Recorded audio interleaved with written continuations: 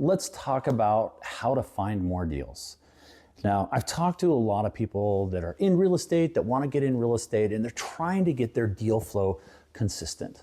And there's a couple different ways you can do that. One is you can get your contractor's license. You can become a full-time contractor because you can take paying jobs and you can mix those in with your paying jobs. The other thing you can do is that I know a lot of people that they become home builders because of that. And so what they'll do is they'll start a home somewhere and they'll use that as a filler project or something else because it keeps their deal flow consistent, because builders, they don't have to find a deal. They just have to find a lot. Okay. And so that becomes a lower farm. And that's how these home builders get really big, and they keep a lot of lots in front of them. And they keep things going because buying lots and having lots is more predictable than finding a house that you're going to fix and flip. The other thing I want to say about that too is finding more deals, really what it's all about. There's no one secret to it. The secret that I would say there is to scratch that. Okay. Finding more deals is really about being consistent. There's no like magic potion or magic thing that you do to find more deals than the other person. The one thing that I do all the time is that I'm very consistent in when I look and how I look. If I'm in a market and I'm looking for deals, or I think I'm going to need a deal in the next 30 days, or something's coming up, I will be in that market, and I look every day. I'm looking all the time. I'm constantly looking. And here's the thing. Once you look through a market, you don't have to look through the whole market again.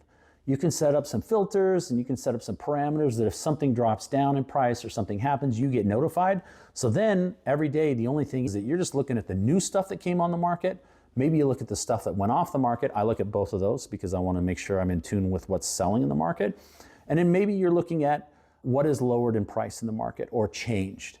And if you do that, the first time you may spend an hour looking through the market. I look at every single thing in the market, even if it's not in my product category. I'll just look at it all because I'm looking to see what the market's doing. Then the next day, I'll look at maybe a third of those things again. And then the next day, I'm just looking at new stuff. And I'm looking at stuff that's been reduced. And if you do that, and you're just consistent about it, like I do it the same time every morning in the markets that I'm in. And I'm just looking at the same stuff over and over and over. The other good thing is too, is that you'll find some deals that don't end up being deals, but you'll call on them. And I don't say email and I don't say text, I say call. Because if you call the realtor on those deals, chances are they have other deals and they have pocket listings. And people who are selling deals or selling things that look like deals generally have more of them. And so I'm always going to ask them, hey, you have any deals coming up? You know anyone in your office that has a pocket listing? You know anyone in any other office that has a pocket listing? Is there anything you can sell me? And guess what? If they want to do business, this is how they get paid. And the ones who work it really hard and who do the most amount of deals, they know. And so they'll tell you. And so it's always just like putting my feelers out and then constantly looking and calling. So that is the easiest way. That has been the most tried and true way for me throughout my entire career to make sure that our company has deals in front of us and our investors have deals in front of them so that we're always making money and we're always moving forward.